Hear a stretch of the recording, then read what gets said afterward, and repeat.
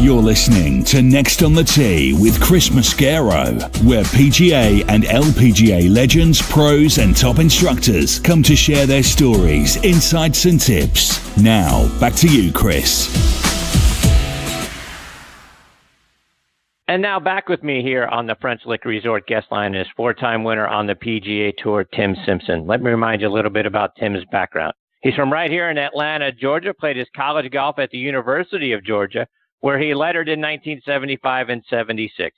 He was an honorable mention All-American in 75 and a third-team All-American in 76. He was named first-team All-SEC both of those seasons. And while at Georgia, Tim won the 1975 Palmetto Intercollegiate Tournament and the 1976 Southern Amateur. He finished 21st in the NCAA Championship in 1975 and 14th in 76, turned pro in 77, and he won 4 times out on the PGA Tour at the 1985 Southern Open, the 1989 USF&G Classic, and in back-to-back years at the Walt Disney World Oldsmobile Open in 89 and 90. He's collected 5 other professional wins, including 5 Georgia Opens and the Cacheral World Championship over in France. He had 2 top 10 finishes in majors, both coming in 1990 at the U.S. Open and the PGA Championship. He was named Comeback Player of the Year in 1989. In 1990, he was named the Georgia Professional Athlete of the Year. 2004, he was inducted into the State of Georgia Sports Hall of Fame. And in 2006, he was inducted into the Georgia State Golf Association Hall of Fame and named Comeback Player of the Year out on the Champions Tour. And I'm very honored to have Tim back with me again tonight here on Next on the Tee. Hey, Tim, thanks for coming back on the show. Thank you for having me, Chris. How are you? I'm good, my friend. How have you been? Good. I got to listen to the last few minutes with the Golf Pride segment. It's very interesting. I'm interested in that Tour Velvet grip you were talking about trying out because I'm a Tour Velvet man, and I don't know what the new version is. Well, it sounds fantastic to me. So, yeah, I'm looking forward to giving it a shot. And when I do, Tim, I'll let you know. You got to get it on your clubs as well. There you go. So, Tim, when I was looking back over your career, I was looking at 1989, a year you won twice, and you finished 6th on the money list that year. You won $761,000, which is a nice third place, check nowadays when you're out playing on the PGA Tour. So I was curious to get your thoughts. Are you surprised at how much the game has grown, particularly around the purse money over the last 30 years? Oh, it's crazy. I was telling a friend of mine today I was born 30 years too early because throughout my career I was so consistent. I was kind of a top 10 machine. And, oh, my gosh, I think I would love my winnings today based on 66 top 10s on the PGA Tour. And Tim, you were always known for being such a great ball striker, so much so that guys like Jack Nicklaus and Johnny Miller, even Butch Harmon, would comment about what a great ball striker you were. Talk about how did you become such a great ball striker? What did you do that enabled you to be so good at it? Well, that's a great question, Chris. Dad gave me, when I was probably 13 or 14, he gave me Byron Nelson's book, Shape Your Swing the Modern Way. And Byron Nelson, everybody talks about Hogan being, such a great ball striker. Well, when I do speaking engagements, I ask people, have you ever heard of an Iron Hogan machine? The machine, the robot that they built, they named it Iron Byron for a reason, because he was such an incredible ball striker. Well, he had a long lateral leg drive and actually somewhat of a dip in his swing. And I incorporated that long lateral leg drive in my swing, and it just enabled me to hit it incredibly straight. I played 32 tournaments a year, and I did a show on the Golf Channel a number of years ago, and they reminded me, I think I went 6 or 7 years without hitting the ball out of bounds. And it was wow. I remember Golf Digest tested us in 1990 at the TPC, all 150 of us in the field. And I remember them telling me that nobody was even remotely close to keeping the club square down the line as long as I was. And it was because of the long lateral leg drive. And as far as the rest of my swing goes, I had a very, very simple, repeatable swing. I could take 19 in 80, I don't remember if it was 89 or 90, I won Disney back-to-back, but I had not hit a golf ball in 6 weeks. I literally got off a private jet from an elk hunting trip in Wyoming, and I had told my caddy, regrip my clubs, I'll meet you in 30 minutes. I won the Merrill Lynch shootout, teed off the next day, and won the tournament 4 days later. And that's the way my swing always was. I could take 6 months off, and by the third day, I was hitting on all cylinders. Wow. And, and to that end, as you talk about Byron Nelson, Tim, and I read that you spent some time learning from some of the all-time greats, not only Byron Nelson, but guys like Sam Snead and Gardner Dickinson, who I think was a very underrated player from over in Dothan, Alabama. But what did you glean? If you got part of that from Nelson, what did you get from Snead and Dickinson? Well, Gardner Dickinson was one of only 2 people that Hogan taught. So I'm the only person in the world to have worked with him and Sam as well as Byron. And I learned, it's a great question you asked, I learned from each of them. Byron taught me a lot about the mental side of the game and little keys like the same thing he taught Tom Watson, how to slow your swing down under pressure. Starts with slowing everything down, from your footwork to your waggle to your grip pressure. Because when you're under the gun, we all know your grip pressure is going to get tighter, i.e. your swing is going to get faster and shorter, and then you're going to start hitting it crooked. As far as Sam goes, I worked with Sam for probably 20 years because of my great friendship with JC. He had told Sam, you got to see this kid hit a golf ball. And he said they run him off the range. He practices 10 hours a day. And Sam and I just hit it off, and it really peeves me when I've heard teaching pros throughout the years say, wasn't it a shame he couldn't teach? Let me tell you what, he could teach. And everything with Sam was tempo, rhythm. And one year at the Masters, I was just hitting it bad. And it was Wednesday. And I walked through into the locker room, and the locker room attendant said, Mr. Simpson, Mr. Snead was asking for you. I said, where is he? He said, he's in there eating with Mr. Sarrazin. So I walked in, and Sam said, how you doing, son? I said, good, Sam. How are you? And, hey, Mr. Sarrazin. And Sam said, how you hitting it, son? I said, Sam, I'm hitting it bad. He said, in typical Sam Snead style, he said, going out yonder to the range. I'll be out there in a few minutes. I went out there, and about 10 minutes later, Sam came out, and he asked the young man that was giving out the practice balls, he said, bring me a chair. And Sam sat the chair down about 2 feet from my balls, facing straight towards me.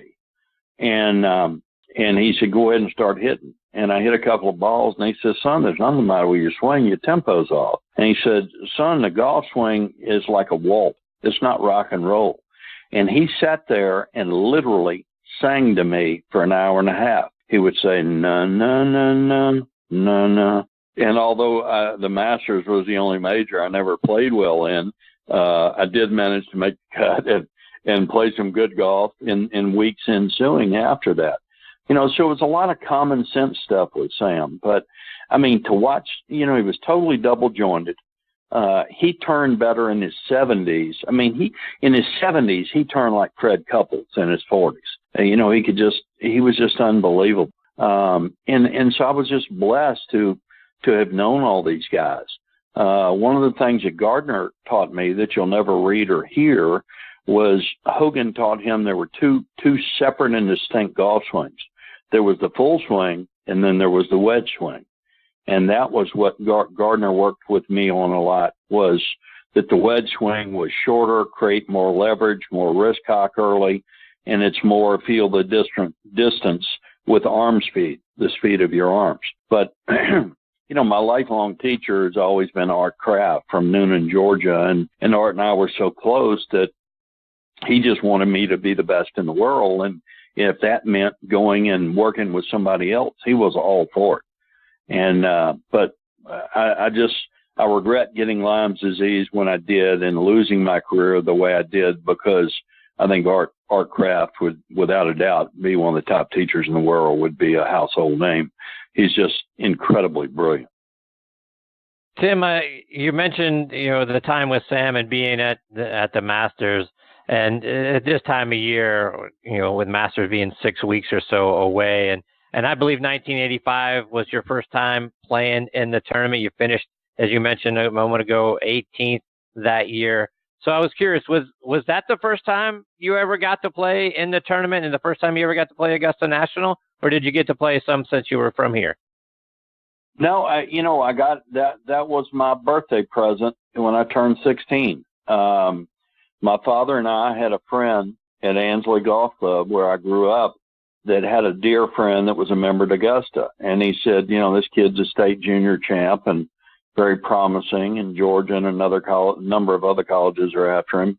Is there any way we can get him on? And it was kind of like the movie Caddyshack, where the front nine was gorgeous, and then the back nine, it was the absolute thunderstorm of the century. And the rules are that if the member takes one step toward the clubhouse, that's it. You can't hit another shot. You cannot hit a shot without the member with you. And this Larry McCrary, this wonderful gentleman that was a member there, we played the back nine in literally just unplayable conditions. And I shot 37-34, I think, shot 71. And it was just truly one of the greatest days of my life. And he told me, he said, I think you're going to be a great player. I think you're going to have a great PGA Tour career. And whenever you play in the Masters, you'll always use my locker. And sure enough, I showed up, and the locker room attendant said, Mr. Simpson, we got you over here in Mr. McCrary's locker. And I'm like, now that's a sweet man.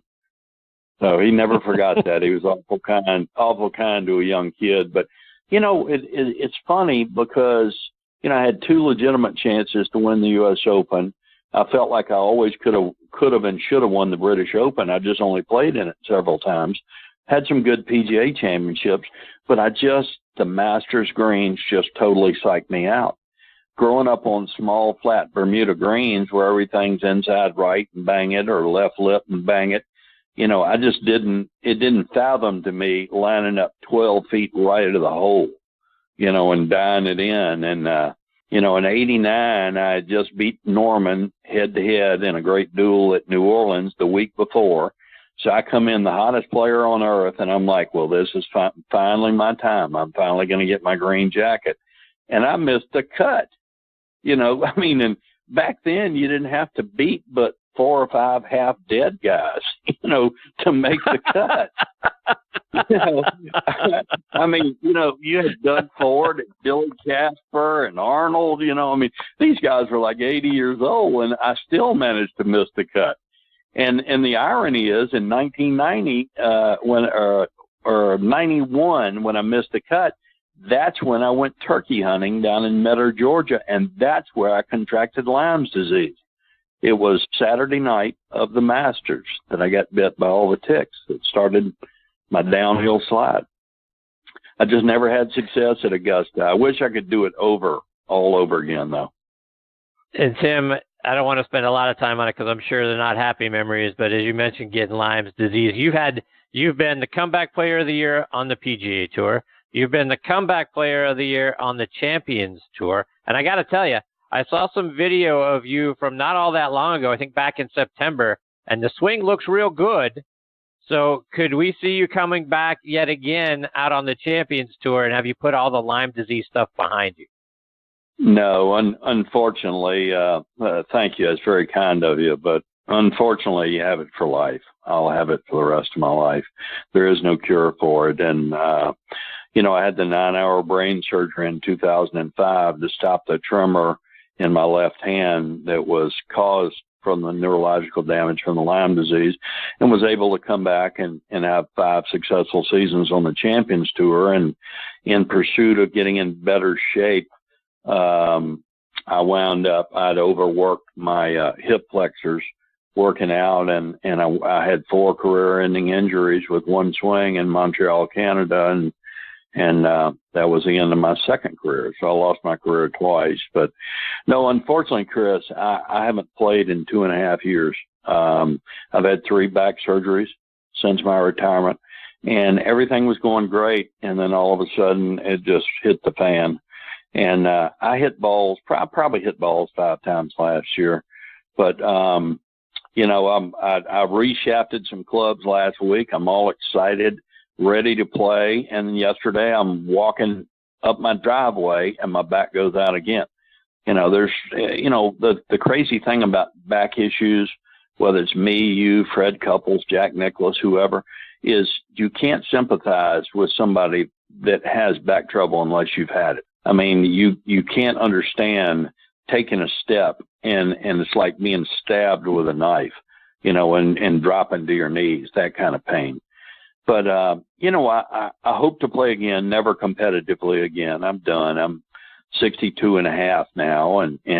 But, I would love to play with you, with other friends down here at Lake Oconee, with my grandchildren, what have you. I still love the game.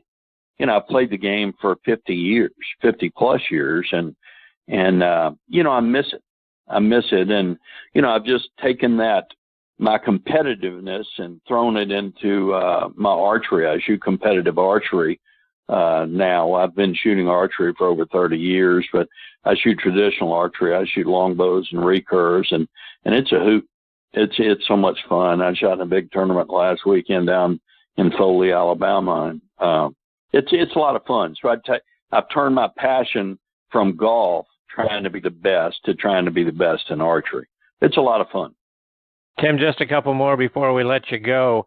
And you're also doing some instruction, right? Because I've seen some great things written about you about what a wonderful teacher of the game you are now, and mainly because you do what some of the things that you talked about earlier is you simplify the game, where so many, instruction now is technical and it's data driven and it's TrackMan and all of those things, but you've been able to simplify the game for so many. Talk about some of the instruction you do. Well, it's very kind of you. I think I have a unique ability to keep it simple. I think, you can be the smartest golf teacher in the world, Chris, but if you can't communicate with your pupil, then, you're useless. And I believe that I have a strong belief now with a better player. When I say a better player, 12 or so handicap or less, more of a top player, I believe that if you can feel it, you can change it. Because when we go on the golf course, what do we have? All we have is our feel. And there's too much data out there. It's great for getting fit with off the right shaft and this and that. But for God's sakes, when I get on a TrackMan, even as simple as my swing is, it's like, that's TMI.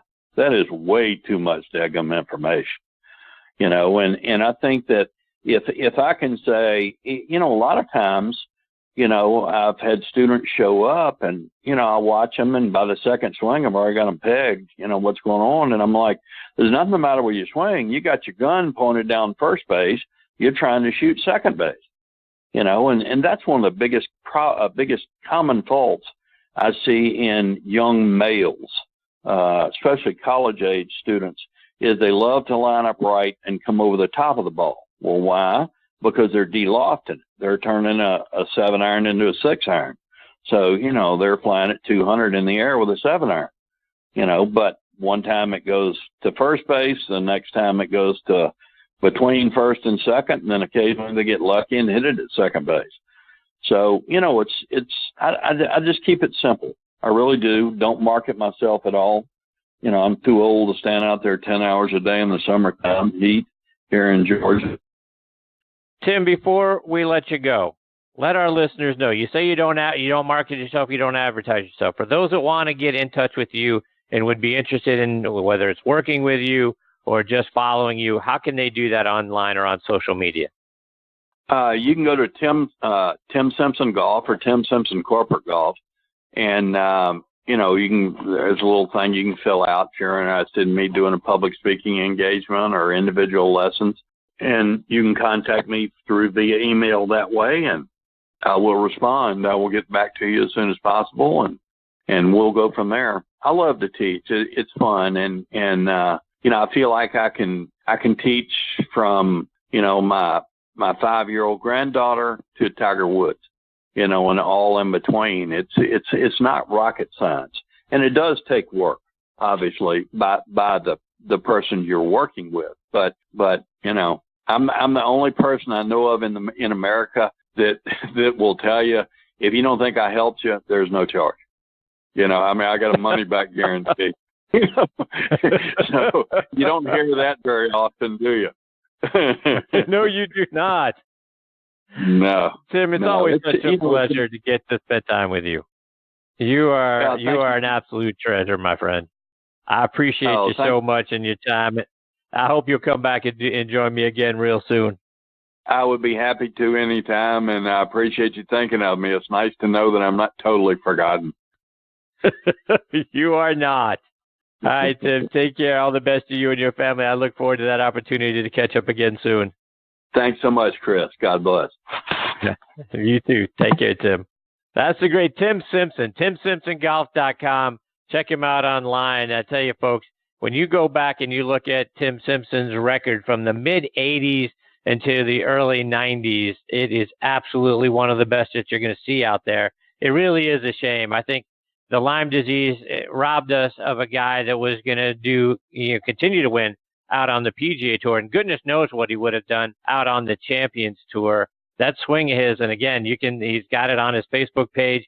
You can find it by going out on YouTube as well, is as pure and as wonderful a tempo a swing as you're going to ever see. That's why people talk about what a great ball striker he was, and you can see where he got it from. Talking to Byron Nelson, spending time with Sam Snead and Gardner Dickinson, boy, he learned from the best, and he certainly turned that teaching into a great golf swing, and now I'm sure passing it along to his students. So please go online and check him out.